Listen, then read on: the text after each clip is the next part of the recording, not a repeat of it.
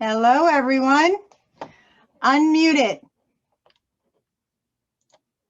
Unmute your mics. I can't hear you. Better? Yeah. Better. Nice. All right, there we go. There we go. Cold beans. How are my beautiful people? I am great. How are you? Wonderful. Nice. Okay, Hello. we're going to get the show started. Okay. Okay. Hello, everyone. This is Opus Night, and you have entered Night Vision. We have 3 authors with us tonight, and I'm going to let them introduce themselves. Amanda, would you like to start us off? Hello, I'm AA Warren, or Amanda. I'm in Sydney, Australia, and I'm a speculative writer of a lot of fantasy and sci-fi and a little bit of dark, not too much dark in horror, but dark fantasy. I'm the author of The Reluctant Wizard, Concealed Power, Heavy Dirty Soul, and I also publish annual anthologies. I love it. Beautiful. I write dark literature, so I'm excited. Okay. PD, what would you like us to call you? PD. You can call me PD. You can call me Paul as well. Either or. I answer to both, so not a problem. And all right, so PD Aliva, and I am a sci-fi and horror author as well, and have 6 books published. My newest one is called The Rose, dystopian sci-fi, features alien vampires trying to subjugate the human race. Quite a wild one. And I'm also a hypnotist and psychologist as well. Wow. I am excited. Sounds fun. I like this lineup. Hello, Michael. How you doing? You want to tell us about yourself, love? My name's Michael Evan. I am a satirical fantasy writer, and I'm also a publisher, a publicist, and an editor, and a parent of small children who can't go to sleep right now because I can hear in the background. Because they're wanting to watch me podcast. So I'll do my best. Wonderful. Okay, Amanda, would you like to tell us about your book? I'll tell you about The Reluctant Wizard. At the moment, I'm writing book 2. And it's my first attempt to enter the children's literature. So it's for about ages 8 and plus. And what I wanted to do was give children an adult fantasy book, but make sure it's appropriate for their age group. And so we're looking at wizards and warlocks, and they're at war. And the community is just suffering before it. So what happens is Eli, he wants to save the world, but the problem is the world doesn't want him to save it. He's only a kid. So he joins the wizards, he goes and learns magic, and he grows his magic, and he ends up coming back to his community and becoming an outcast of the wizards, because when you join the wizard land, you're not allowed to come back. So it's a lot of technicalities and a lot of things. But yeah, it's a huge story. It's my baby. I'm absolutely loving it. I'm loving that the readers are loving it. And yeah, at the moment, I've jumped into book 2. So hopefully that will be out this year. That is wonderful. I have not had, I don't believe, a children's author on the show yet. So that's pretty cool that you do both sides. I like that. You know what? I write normally for adults, but my kids wanted to read my work. And I was like, well, this isn't appropriate. And I didn't want to dumb it down for them. Like, there's so much in the fantasy world that we could give to them. So I just made it that they would be able to access the literature from their age group. But at the same time, an adult reading The Reluctant Wizard, you're going to like read between the lines, and you're going to have this much more broader perception coming into the world. So you'll know the effects of war. You're going to know the the inputs that it's going to have on these poor kids. But here Eli is like, yeah, I'm going to save the world, which is kind of like what a kid would actually kind of want to do. So at the same time, it's like it's a great story for both young and old, just depending on what age limit you're going to age that you're going to enter the literature, and that's what you'll get from it. So it's a little bit open. What age group is it for? So I say that it's for 8+, but I think it's like the young adult, new adult, it would be best for. But I have a lady in Canada who's reading it to her grandchildren. So Oh, how cool. yeah, so I feel like it's a book for everyone. Michael, I think we have a Christmas present for you, for your That kids. sounds awesome. I think we already got that set up for you, love. Okay, PD, Yes. you want to tell us a little bit about your book, love? Sure, 100%. So it's called The Rose, Volume 1, and it takes place immediately after World War III. And what happens is there's a unsuspecting safety camp survivor. She's been locked away. It's where all the population has gone to safety camps. And she gets rescued at a time where the military has kind of turned their back against their own people. She gets rescued by this guy named Phil, who's part of this rebellion. She has no idea what's happening with this rebellion or what's going on. All she knows is that the military is after her and he comes in to rescue her. But the rescue attempt gets botched, all right? And she is taken into an underground complex, medical compound. And while she's there, she finds that there's alien vampires there and also gray aliens and human beings that are conspiring together, and they're doing genetic experiments on humans. What happens is Phil has to go into this underground compound to try to rescue her. And while he's in there, not only do they meet alien vampires, gray aliens, and the gray aliens are kind of wild because they have telekinetic energy, and they're quite vile creatures as well. Definitely don't want to come face to face with a gray alien, at least in this book. And while Phil is in there, he's got to try to rescue Sandy, but then Sandy is starting to find out more about herself, and they birth her baby, and she's trying to find her baby and genetic experiments. And then you have tons of aliens, alien vampires trying to go after each other. So a lot of debauchery and a lot of martial arts too. So when Phil goes in there, I developed a martial arts practice. It's called the Blades. So it's kind of like swords that they're carrying on their arms as well in their armor. So he's battling alien vampires trying to find Sandy.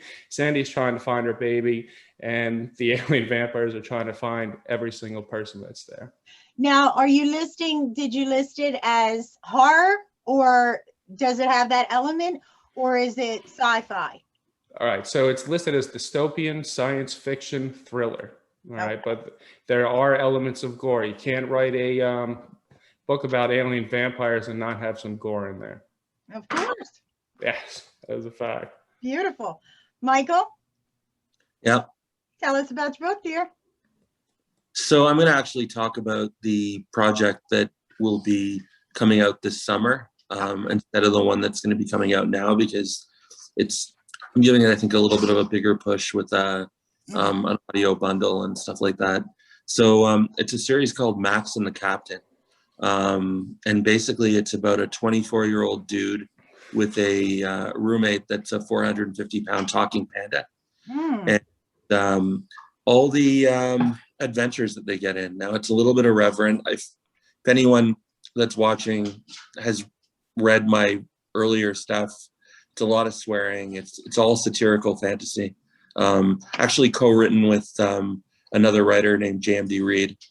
We've written 7 books together now.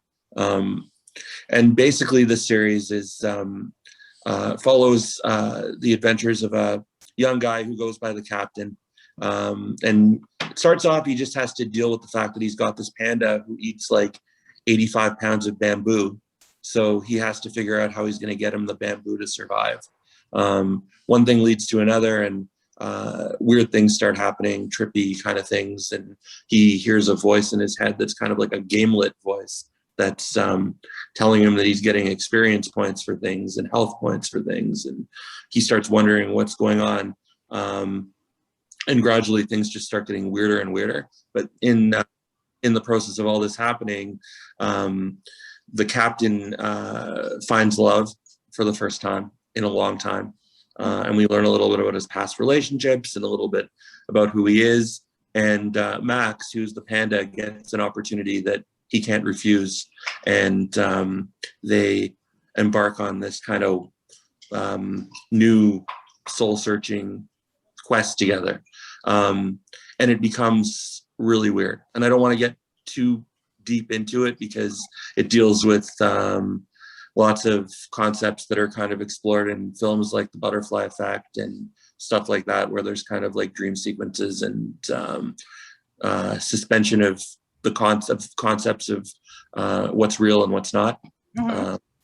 And the idea of stories in general and how anyone can actually be a character in a story. So some bigger, I guess, spiritual concepts, Mhm. but yeah, in essence, that's what it is. Sounds incredible. We actually have another participant. Ron, hello. You got to unmute. Can't hear you talk.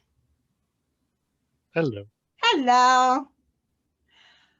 This is Night Vision, and I am Opus Night. And I want to make sure that everyone understands this show is we are a night show for a purpose. We want to make sure that it's like the round table where it is a group discussion and everyone put your input and let's go. Okay. Ron, Okay. you want to tell us about your book, dear? Thank you. Uh-huh. I have a fantasy trilogy that I'm finishing up. The first two are out. The first one also has an audiobook.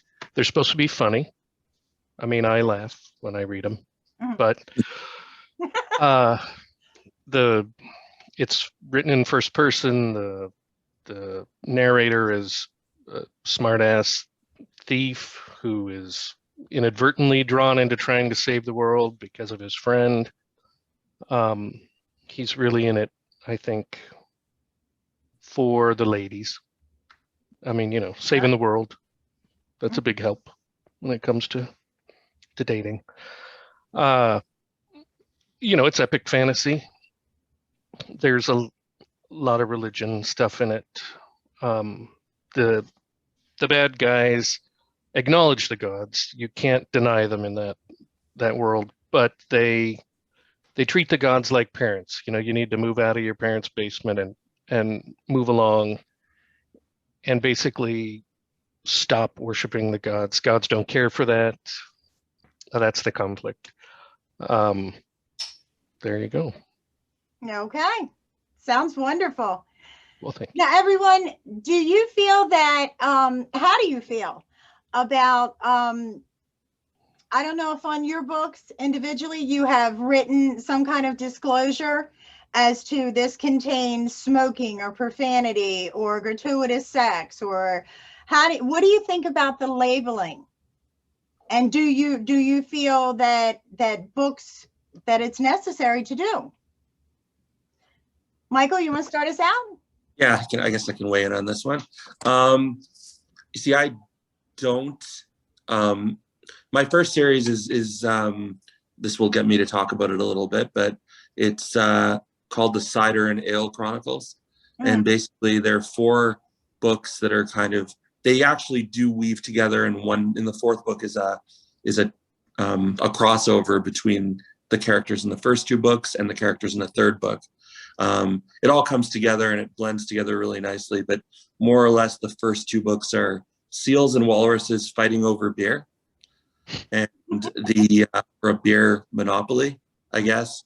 And the 3rd book, The Cider of Legend, is about sidewinder snakes, a husband and wife based on my wife and myself, looking for a magical cider that will save the desert that is infested by a plague that is very similar to the plague that is infesting us all right now.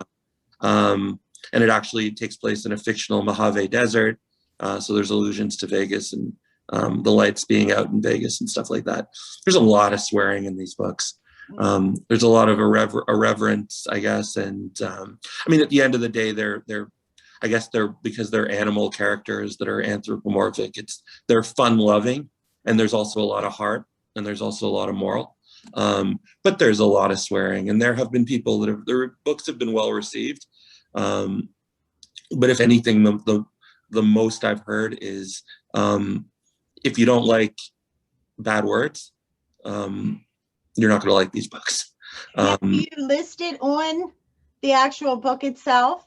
I don't, but what I'm probably going to do, because these books have kind of only been soft launched, at this point, and I've got a digital box set of all 4, potentially with a 5th standalone book that kind of ties into the series, depending on whether we can finish it fast enough. And when we market the box set, we're going to put some type of a disclaimer because, you know, cider and ale, you're going to get an idea right away that it's got some type of adult content in it. But I mean, the main bad guy in the first 2 books, like, swears like heavily. It's probably one of the second book, Alehouse Rebellion, is probably one of the sweariest books ever written, and it's only 172 pages. So I'm thinking a disclaimer might be a good idea, just so people can kind of gauge for themselves whether it's something they want to get into or not. Now, does anyone feel that I like the element of surprise? When I pick up a book, I don't want you to tell me that it has gratuitous sex. I don't want to know if there's smoking in it. That's just me. I personally write dark literature, so it is, you know, it could be about suicide. It could be something that is beyond emotional. Sometimes there's lessons hidden in there. Sometimes it's satirical. So personally, I don't like the whole idea of the disclaimers on there. Is there anyone else who is against the disclaimers or is for them? What do you think as far as the disclaimers go? And you guys can jump right in. I'll speak up. Okay. So I've got a book called Heavy Dirty Soul, and it's written in like past, so it's a historical fantasy, and it kind of looks at the witch trials. So the first chapter, it's, you know, Ivy's being burned at the stake, but it's written from her point of view. So because there were so many movies and so many books that was always written from the perspective of the crowd or the person lighting the fire. So I'm like, you know what, this needs to be written from the witch's side. And it was horrific. It's a really horrific scene. But at the same time, I haven't had any complaints, and I haven't put a warning for it either. I've asked for some feedback from when I've gone to cons like Comic-Con and Supernova and all that. People said, no, it was fine. It didn't need that warning. So I am a bit curious when I do see warnings. Like, I've noticed Netflix has recently put out like every warning that you could possibly think on each of the shows. So they'll be like, oh, there's a graphic sex scene. And then you get towards the end of this series and you're like, hey, I haven't seen this graphic sex scene. Like, where is it? I'm like, I'm disappointed now. I don't want to build up, and I don't believe in censorship to begin with. Just, you know what's right for children, for your children. You know, I don't need somebody to tell me what to kind of instill their moral fiber. Do you know what I mean? Especially as an adult. Like if there are actual pictures, I get it. But when it comes to books, the moment someone purchases a book, it's in their home. It's out of your hands. So to me, it just seems illogical to do that, to put something on there, because I know as a child, if something was a no-no, it brought on that curiosity. And I kind of feel like that's what it does, at least in my perspective. It plants a seed. Yeah. And I mean, you're looking like National Geographic when we were kids was not, it was something that was national. It was like but every kid knew there's pictures, there's this, there's that. And you know what I mean? I don't know. I'm definitely on the fence. I mean, even with Dr. Seuss right now and all that we've been going through, and listening to, I just, that's right. The historical value, okay, I get it. I understand. But that was then, and this is now, and we've grown from that time frame. And I just feel as though we cannot go back to like starting today. You know, there may be books that one day they want to cut this out because it has a sex scene in it, or cut this out because we don't feel, you know, it has some religious connotation. And I think we're running a slippery slope when that happens. Yeah. And I mean, as far as like Dr. Seuss, how do you guys feel when you heard that whole thing going on? Were you, oh, well, this is a good thing, or, oh, no, I can see The this thing is about not a good thing. thing about Dr. Seuss, I'm a Seuss fanatic. Uh-huh. My whole family loves them. Like I grew up with the books. My kids I bought them all for my kids. We went to a Dr. Seuss museum. I personally think he's a genius, like a satirical genius. And obviously I have a lot of influences and satire influence to begin with, in all genres, film and books and whatnot. But so I think one of the big sort of misconceptions about everything that's been going on with Dr. Seuss now, originally people were talking about how the books were actually banned. But from what I understand, it was actually the Dr. Seuss estate that purposely put those books out of print because of some of those images, of the images that are in question. Apparently he had been a political commentator, a political cartoonist. And some of those kind of stereotypical images made his way into the books. And I looked at some of them, and some of them were pretty offensive to me. Like I didn't like them. A couple of the books that got discontinued, I'm really surprised by. One of them in particular, which I actually posted about the other day and generated quite a big conversation on Facebook about, was a book called Scrambled Egg Super. And there was nothing in that book short of one of the main character's friends named Ali, who wore a turban, that would have possibly been offensive in any way. Now, the character was talked about in a positive light, referred to as brave, and his name was Ali, and he was wearing a turban. But I didn't get any sense when I was looking at it or reading it that it was meant to be like any type of negative connotation whatsoever. In that post, somebody had posted some other images of books that one of them I own, but I hadn't looked at it in a really long time.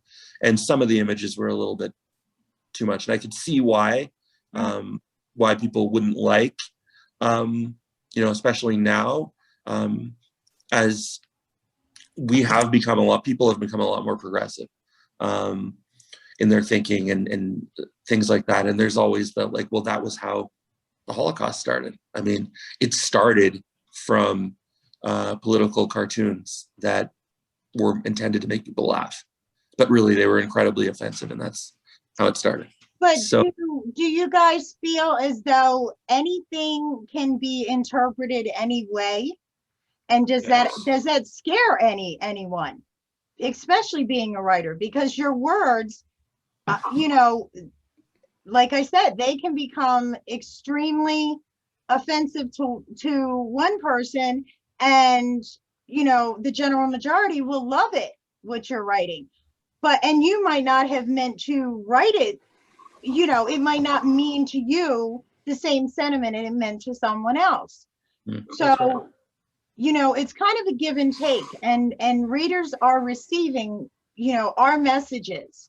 So do you feel we have a responsibility to the reader to actually let them know, if there are certain things that could be taken out of context or taken differently? Does anyone feel like that? No, not unless it's something so extreme. I mean, my books are not very politically correct. The main character is sexist. He's a jerk, and then other people in the story, not the main character, are racist. I mean, it's a fantasy world, so it's not comparable to racism, 100% here in the real world. But there's some jokes about racism, and I don't care. I mean, it's purposefully not politically correct. And I mean, boy, one time I wrote a nonfiction article, and it was about how there was a person in the organization, and I described them as a cancer in the organization. And somebody wrote in the comments, it was on LinkedIn, and it was you know, well read and a lot of comments. And one person said, my sister had cancer, and you should never use that as an example. And I just ignored him. I mean, it was to me ridiculous. And the level of, I mean, even one of my brothers is constantly looking to be outraged over anything. And yeah, and That's kind of strange. I mean, it's not like you were, if anything, referring to somebody as a cancer is obviously painting it in a negative tone, the same way that anyone would paint cancer. I mean, you get the whole "fuck cancer" hashtags and everything like that. So it's not like you used a good thing, you know? I was neither promoting cancer nor mocking cancer survivors. No, Right. but yeah, people, But that's my they're point. crazy. People see what they. Go ahead. I was going to say, people have a belief system. You could give two people the same exact book, and they'll come at it. They'll get a completely different interpretation. It's whatever they believe is what they're going to see, what they're going to read. They're going to interpret it to match their belief system and validate their belief system. So I'm not into the whole putting a disclaimer on the book. I mean, I write horror books. I was reading Stephen King at the age of 14. There was no disclaimer on his books. Right. So if you're going to pick up a horror book or a fantasy book or a sci-fi book, get ready for what could be involved in those books. You know, if you're offended by it, put the book down and don't read it. You know? And that's pretty much where I was going with this, because, you know, as you say, you write horror, I write dark literature. We have a responsibility to the readers as far as we write nonfiction. Yeah. And if it's taken personally, or it's taken, like I said, out of context, you know, there comes a point where, you know, I understand we had this political correctness that the world seemed to jump on the bandwagon with, and I get it to a point, but you know, you got to kind of watch that sensitivity. If it's a movie, turn it off if you don't like it, if it offends, or it's not your cup of tea, so to speak. If it's a book, put it down. If it's, you know, these seem as though they would be common sense kind of things. That's but right. I've noticed with the climate of the world in general, you know, you always have to kind of wonder. I mean, has it ever come into your mind when you were writing a book that you know, that's too much to go there, or I'm getting too dark into the story, or I can't put this or that? Has anyone ever felt that way? No. I'll jump in. So when I started writing The Reluctant Wizard, I was very conscious of who I was writing for. And I found that because I've studied literature, and I also studied Indigenous Australia. So I work with a lot of women and communities in the Aboriginal society who their children have there's no main characters for these kids to see themselves.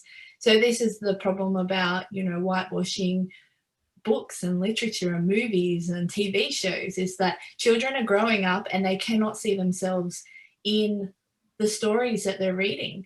So I made a very conscious decision that all my children's literature does not have race markers or cultural markers to show people who they are. Instead, I look at the fundamentals of what is a human, which we all eat, we all sleep, we all have food and love and what compassion. And I use those as markers to kind of show the characters, so that a little child in Ethiopia can envision themselves in that main character. It's the same as like a little white boy in England, or an Aboriginal boy in the middle of Australia, or somebody like that. can envision themselves into that main character. So I made a very active choice to make literature accessible for all cultures and races. Now let's change, kind of switch the course here. With your writing in dialogue, when you're writing dialogue, how do you take your dialogue and kind of pin it to different dialects? Has anyone ever tried to do this? Are you talking about like I wrote a book and a portion of it is in Italian. Now, I'm Italian, my family's Italian, but I actually, when I was writing it, I got to thinking, because I have a friend that had asked me, she said, well, you're going to have to put the other half of that in English. And I was like, well, yeah, of course. And she said, and certain references you're going to kind of have to explain. And I went through it and I said, well, do me a favor, read this portion and tell me how you interpret it off of the dialogue. And I kind of wondered, is dialogue a problem when you are trying to write different dialects? Yeah, I mean, I never go so far as actually writing, characters like speaking in different languages. One of the concerns I had with Max and the captain is that, and the main character of the captain is actually an amalgamation, because the book started from a serialized bedtime story that I told my kids over about 6 months, based on my son's stuffed panda. So the main character is an amalgamation of my son grown up, he's 6, the way I kind of imagine he's going to be, and a little bit of me. It takes place in my hometown, so it's very Toronto-centric story. And because he's a bit of a hipster kid, one of the things that's alluded to is that he really, he shops at an Asian supermarket. And that's actually why he had bamboo and was able to get some bamboo for the panda and become friends with them at the beginning, is because he had it. So he has this kind of relationship with the owner of an Asian supermarket. And it's a relationship that is drawn upon a lot throughout the story. And I wanted to show that this was an authentic Asian supermarket in my hometown, by having the owner of the supermarket speak in kind of, somewhat broken English, the way he actually would. And I was concerned slightly when writing his dialogue that it might offend some people. But I kind of did it anyway, but I did it in very, very casual ways that a lot of people wouldn't even notice. Where it became a little bit more a concern is when I was dealing with the audio narrator. And I said, okay, when you're going to do these voices, I want to insinuate that he's an Asian guy that is like, whose second English is his second language, and he owns an Asian supermarket. But I don't want, like, he's a white guy that's doing the audio narration. And I don't want this language that's going to somehow be offensive. You know what I mean? So he found a way to give him a voice that wouldn't offend anyone, but still kind of deliver the message. And if you read it, you would understand that he's English isn't his first language. That's when it became more of an issue to me, and that I hope that people wouldn't find this particular character offensive and stereotypical. And he's not really. And he's based on a real life person. So I just hope people would be cool with it. And so far, none of the ARC readers, they've all liked him, Awesome. Now, does anyone feel there's any kind of, or has anyone actually encountered any kind of bias as far as in the publishing world? Because I know there was a recent conversation, and within it, it was basically that a lot of male writers make more money than female writers, and it depends on whether it's a pretty girl versus someone that's not as attractive. And they kept going back and forth, and I just was like, are you kidding me? When did it stop being about the writing, the content?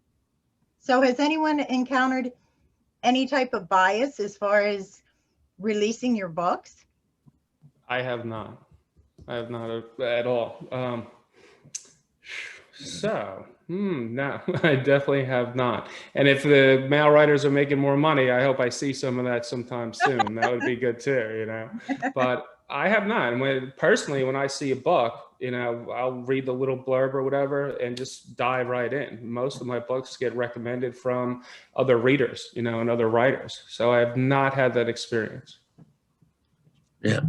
And I mean, in fantasy, there's been some immensely successful and talented female authors that, you know, like Ursula Le Guin and Robin Hobb and Mercedes Lackey.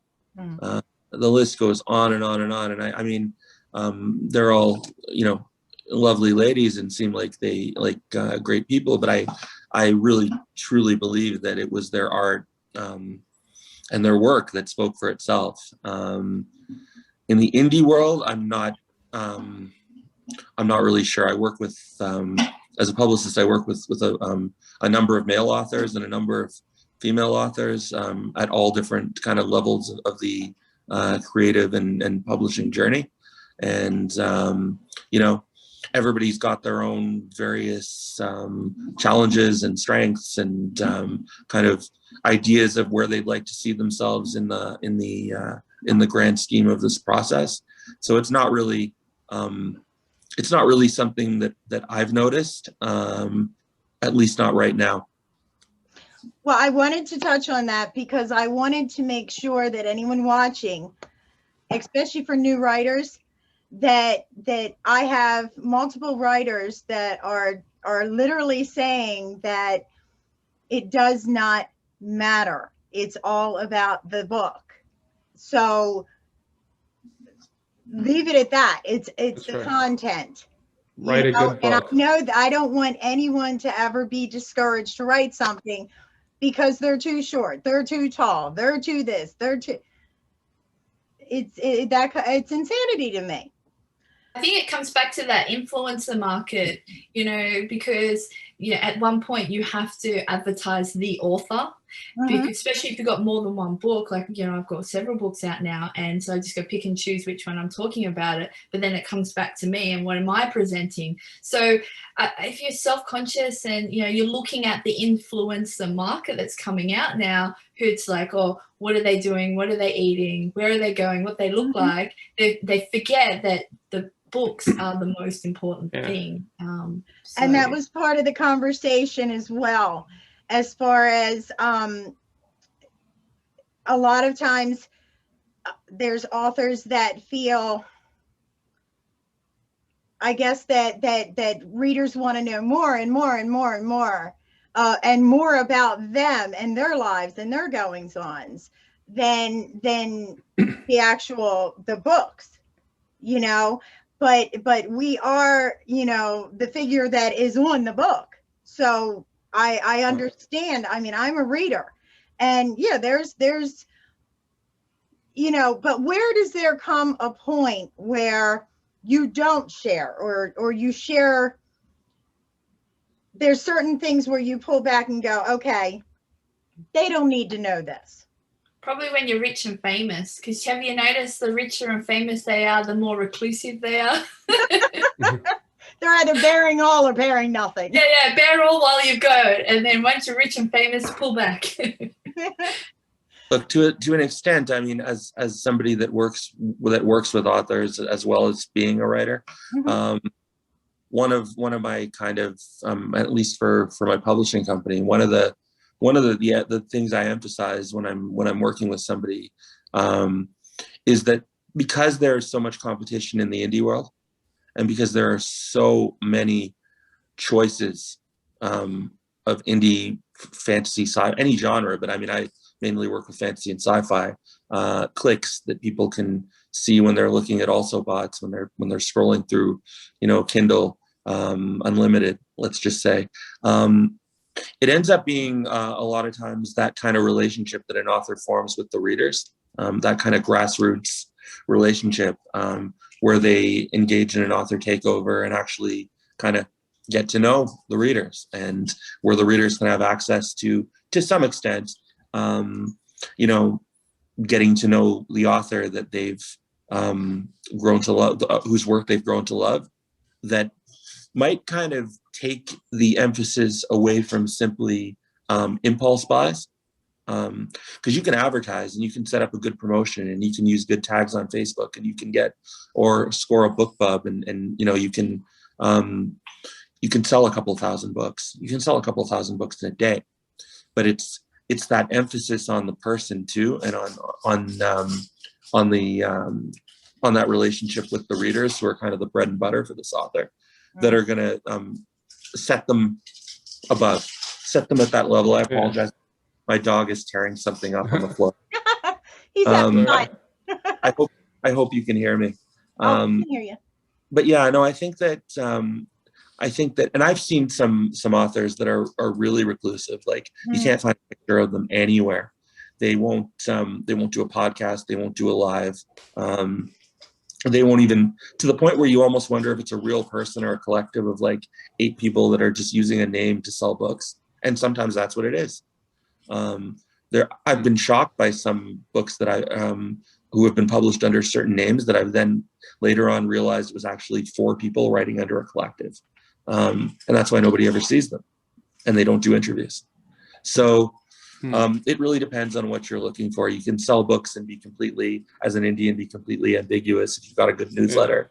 But I think that there's something to be said about that engagement and being able to network with the people that are actually the ones that are going to be making that career happen for them. That's right. Definitely. Now, has anyone had any engagement with their readers or done any kind of conferences where they have gotten feedback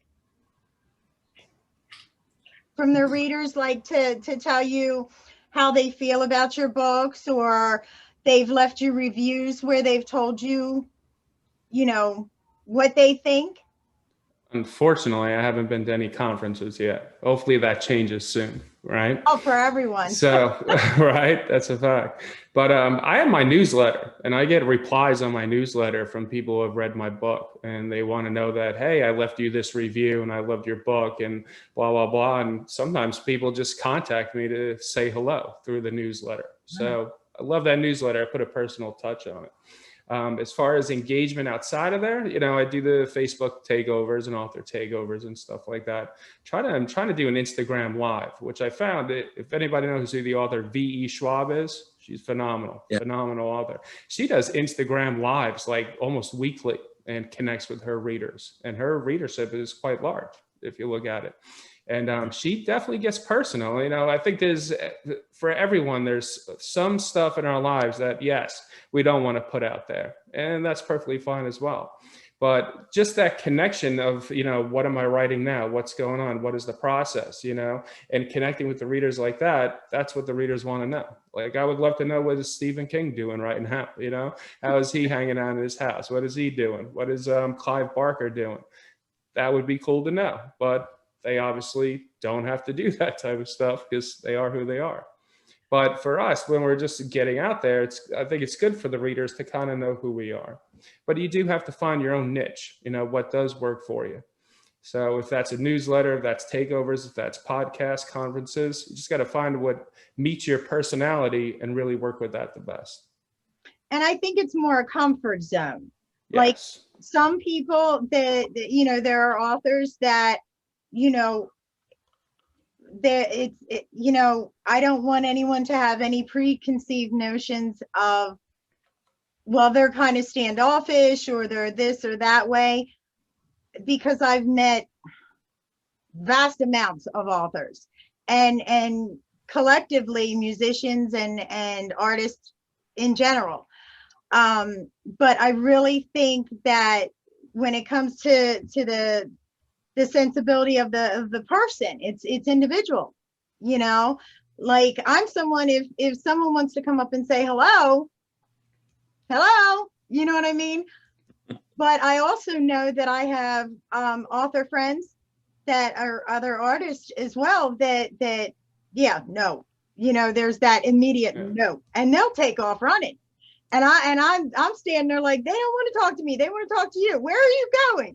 That kind of thing. So, it is, I think it depends on the person more than anything. Now, Yeah. I want to go through and give all of you the opportunity to be able to tell us how the readers can reach you. So, Michael, you want to start us off? Okay. Yeah. All your So- handles. Pardon me. Your web signal. The best way to get a hold of me, because I spend way too much time on it for work, is probably through friending me on. Actually, I don't know if you can anymore. I have over 5,000 friends, but you can reach me. You can reach me on Facebook Messenger. You can, which is probably the best way to reach me.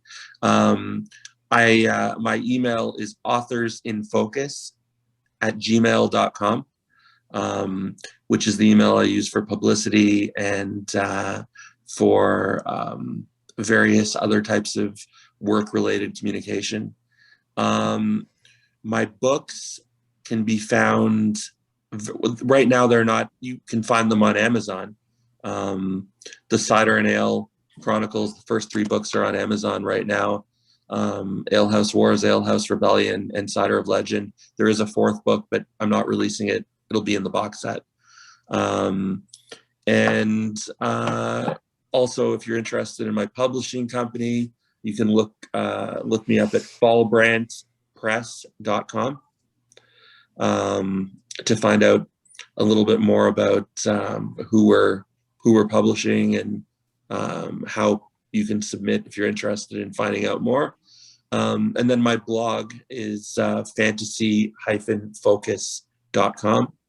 And that's where you can find a little bit more about myself under About.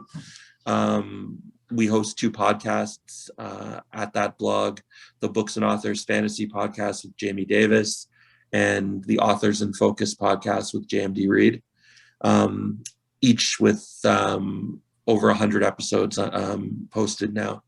Nice. So yeah, a number of ways you can also find me at Michael Evan on Instagram, but I'm not 100% sure what my at for Instagram is because I use it so infrequently, and that kind of has to change. Okay.